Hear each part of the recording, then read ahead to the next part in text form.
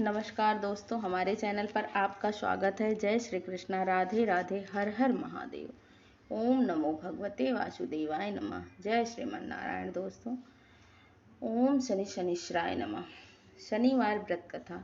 एक बार सूर्य, चंद्रमा, मंगल, बुध, बृहस्पति, शुक्र, शनि, राहु और केतु इन 9 ग्रहों में विवाद होने लगा कि हम सब में सबसे बड़ा कौन है। सभी अपने आप को बड़ा समझते थे। उन लोगों का विवाद काफी बढ़ गया और वह किसी फैसले पर न पहुंच सका तो देवराज इंद्र के पास गए और उनसे निवेदन किया कि हे देवराज, आप हमारा न्याय करा के बताएं कि हम 9 ग्रहों में सबसे बड़ा ग्रह कौन है। ग्रहों की बात सुनकर इंद्र घबरा गए और बोले, मुझ में इतना सामर्थ्य नहीं है कि जो मैं किसी को छोटा बता सकूं। मैं इस मामले में कुछ नहीं कर सकता। मैं एक उपाय अवश्य बता सकता हूँ कि इस समय मृत्यु लोक में विक्रमादित्य का राज है। वह दूसरों के दुखों को दूर करने वाला है, इसीलिए तुम्हें उनके पास जाना चाहिए। देवराज इंद्र की बात सुनकर सभी ग्रह महाराज विक्रमादित्य के पास गए और सारा किस्सा सुनाया। ग्रहों की बात सुनकर महाराज विक्रमादित्य सोचने लगे कि किसको छोटा बताऊं। काफी देर तक विचार करने के पश्चात उन्होंने एक उपाय सोचा। सोने, चांदी, कांसा, पीतल, रांगा, जस्ता, अभ्र, लोहा आदि 9 धातुओं के 9 आसन बनवाए और उनको क्रमानुसार बिछा दिया। सोने का सबसे आगे, लोहे का सबसे पीछे। इसके बाद राजा ने ग्रहों से कहा कि आप सब अपने अपने आसन पर बैठ जाइए। जिसका आसन सबसे आगे है उसको सबसे बड़ा और जिसका सबसे पीछे है उसको सबसे छोटा समझिए। क्योंकि लोहे का आसन सबसे पीछा था, इसीलिए शनि देव ने समझ लिया कि राजा ने मुझे सबसे छोटा बता दिया। उन्होंने कहा, राजा तू मेरे पराक्रम को नहीं जानता। सूर्य एक राशि पर 1 महीना, चंद्रमा 2.25 दिन, मंगल 1.5 महीना, बृहस्पति 13 महीने, बुध और शुक्र 1-1 महीना तथा राहु और केतु उल्टे चलते हुए केवल 18 महीने केवल एक राशि पर रहते हैं, परंतु मैं एक राशि पर 30 महीने तक रह सकता हूँ। जब श्री रामचंद्र जी पर 7.5 आई तो उनको वनवास हो गया था। रावण पे आई तो भगवान श्री रामचंद्र जी ने सेना लेकर लंका पर चढ़ाई कर दी और रावण के पूरे कुल का नाश कर दिया। इसीलिए राजा अब तू तनिक सावधान रहना।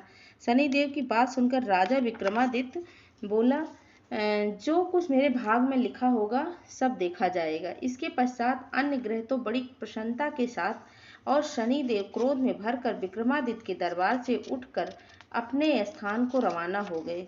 कुछ समय के पश्चात जब महाराज विक्रमादित्य पर 7.5 आई तो शनि ने व्यापारी का रूप धारण करके अनेक तरह से सुंदर घोड़ों के साथ महाराज विक्रमादित्य की राजधानी पहुंचे। राजा ने व्यापारी के पास आकर उन दोनों को देखा और उनमें से एक सुंदर घोड़े को पसंद किया और सवारी के लिए ऊपर चढ़ा। बस राजा के उस पर चढ़ने की देरी थी कि वह हवा हो गया और जंगल में राजा को गिराकर अदृश्य हो गया। अब राजा जंगल में मारा मारा फिरने लगा। भूख और प्यास से बेहद सताया हुआ। इतने में कहीं से एक ग्वाला आ निकला। उसने राजा को पानी पिलाया। पानी पीने के पश्चात राजा ने ग्वाले से नगर का मार्ग पूछा। ग्वाले ने राजा को सीधा रास्ता बता दिया। राजा शहर में पहुंचा और सेठ की दुकान पर जाकर बैठ गया। सेठ ने जब उसका नाम पूछा तो राजा ने कहा, मेरा नाम बीका है और मैं उज्जैन का रहने वाला हूँ। सेठ ने उसे कुलीन मनुष्य जानकर जल और पिलाया। सेठ की दुकान पर उस कुछ दिन अधिक बिक्री हुई। इससे सेठ राजा को एक भाग्यवान पुरुष समझकर भोजन के लिए अपने घर को ले गया। भोजन करते समय राजा ने देखा कि एक सोने का हार खूंटी के साथ लटक रहा है और खूंटी हार को निगल रही है।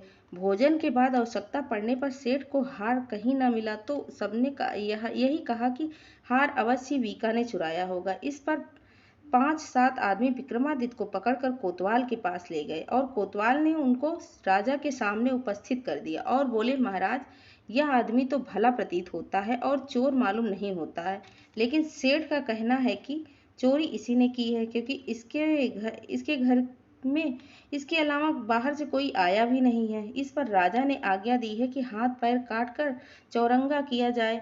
राजा की आज्ञा अनुसार महाराज विक्रमादित्य के हाथ काट दिए। इसके पश्चात राजा की यह दशा हो गई। किसी ने पानी उसके मुंह में डाल दिया तो पी लिया और यदि किसी ने रोटी का टुकड़ा मुख में डाल दिया तो खा लिया। इस प्रकार कुछ काल व्यतीत हुआ तो एक तेली उनको अपने घर ले गया और अपने कोल्हू पर बैठा दिया। महाराज विक्रमादित्य कोल्हू पर बैठे हुए दिन भर बैल हाँकते रहते थे। जब राजा की बुरी दशा समाप्त हो गई तब एक रात को वर्षा के समय एक वह मल्हार गा रहे थे। उनका गाना सुनकर उस नगर के राजा की लड़की उन पर मोहित हो गई और अपनी दासी को इस बात का पता लगाने के लिए भेजा, देखो इस समय कौन मल्हार गा रहा है। दासी ने महल में आकर राजकुमारी को सब वृतांत कह सुनाया। राजकुमारी ने प्रण कर लिया कि यदि विवाह करूंगी तो चौरंगा के साथ ही करूंगी, और अगले दिन से राजकुमारी ने अनशन पर बैठ गई। दासी ने रानी को जब सब हाल सुनाया तो रानी तुरंत राजकुमारी के पास पहुंची और उससे उसके दुख का कारण पूछा। राजकुमारी ने कहा, माता जी, मैंने प्रण कर लिया है। मैं तेली के घर चौरंगा है, उसी के साथ मैं विवाह करूंगी। रानी ने चिंतित होते हुए बात राजा से बताई। राजा ने भी समझाया। उसने कहा, पुत्री, मैं अभी देशांतर अपने दूत भेजकर गुणवान और रूपवान राजकुमार के साथ तेरा विवाह करूंगा। जो बात तुमने सोची है यह तुम जैसी राजकुमारी को शोभा नहीं देती। इस पर राजकुमारी ने कहा, पिताजी, यदि आप इस संबंध में अधिक कुछ कहेंगे तो मैं अपने प्राण त्याग दूंगी, परंतु दूसरा विवाह नहीं करूंगी। राजा ने उसी समय तेली को बुलाकर कहा, तेरे घर में चौरंगा है, मैं उसके साथ लड़की का अपना विवाह करना चाहता हूँ। तेली ने कहा, महाराज, यह कैसे हो सकता है? कहाँ आप हमारे राजा, कहाँ मैं नीच तेली। राजा ने कहा, भाई, भाग्य के लिखे को कौन मिटा सकता है? तुम अपने घर जाकर विवाह की तैयारी करो। अब तेली अपने घर जाकर विवाह की तैयारी करने लगा। फिर राजा ने राजकुमारी का विवाह चौरंगा से कर दिया। रात्रि के समय जब महाराज विक्रमादित्य और मन भावती महल में सोए तो आधी रात के समय शनिदेव ने राजा विक्रमादित्य को स्वप्न में दर्शन देकर कहा, राजन, कहो तुमने मुझको छोटा बताकर कितने दुख उठाए हैं। तब महाराज विक्रमादित्य ने शनिदेव से अनेक प्रकार से क्षमा याचना की।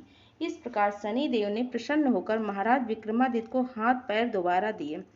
विक्रमादित्य ने शनिदेव से कहा, महाराज, मेरी एक प्रार्थना स्वीकार करें। जैसा दुख आपने मुझे दिया है वैसा दुख किसी और को न दीजिएगा। शनिदेव ने कहा, राजन, तुम्हारी यह प्रार्थना स्वीकार करते हैं। जो मनुष्य मेरी कथा सुनेगा, चींटियों को आटा डालेगा, उसके सभी मनोरथ पूरे होंगे। इतना कहकर शनिदेव अंतर ध्यान हो गए। प्रातः काल जब राजकुमारी मन भावनी आंखें खुली और उसने महाराज विक्रमादित्य के हाथ पैर देखे तो आश्चर्यचकित हो गए। उसके देखते ही राजा ने अपना समस्त वृतांत कह सुनाया और मैं विक्रमादित्य हूँ। नगर भर में प्रसन्नता की लहर दौड़ पड़ी। राजा आया, विक्रमादित्य के चरणों में गिर पड़ा, क्षमा मांगने लगा कि आप पर मैंने चोरी का झूठा आरोप लगाया था, अतः आप अब तो आपका जी चाहे मुझे दंड दीजिए। राजा विक्रमादित्य ने कहा, सेठ, मुझ पर शनिदेव का कोप था, इसमें आपका कोई कसूर नहीं है। सेठ ने कहा, परंतु मुझको तभी शांति होगी तब आप मेरे घर चलकर प्रीतिपूर्वक भोजन करेंगे। सेठ महाराज विक्रम को अपने घर ले गए और बहुत सी बढ़िया पकवान, स्वादिष्ट भोजन सामने रखे। विक्रमादित्य भोजन कर रहे थे तो उन्होंने एक आश्चर्य की बात देखी, सबको दिखाई। जो खूंटी पहले हार निगल गई थी, अब वही खूंटी हार उगल रही थी। विक्रमादित्य ने कहा, जब मुझ पर शनि की दशा थी तब खूंटी ने हार निगल लिया था। अब शनिदेव की दशा समाप्त हो गई है तो खूंटी ने हार उगल दिया है। जब भोजन समाप्त हो गया तो सेठ ने हाथ जोड़कर कहा, मेरे यहाँ एक कन्या है, उसका पाणी ग्रहण आप करें। इसके बाद सेठ ने अपनी कन्या का विवाह विक्रमादित्य के साथ कर दिया। महाराज विक्रमादित्य राजकुमारी मन भावनी सेठ की कन्या श्री कंवरी सहित अपनी राजधानी को रवाना हो गए। नगर वासियों ने उनका स्वागत किया। राजा विक्रमादित्य ने नगर में यह घोषणा करवाई, शनिदेव सब ग्रहों में सर्वोपरि हैं। जो कोई शनिदेव की कथा पढ़ता है और सुनता है, उनके सब दुख दूर करते हैं। ओम शनि शनिश्चराय नमः। ऐसे ही कथाओं को सुनने के लिए हमारे चैनल को लाइक करें, सब्सक्राइब करें, कमेंट करना बिल्कुल भी न भूलें। धन्यवाद।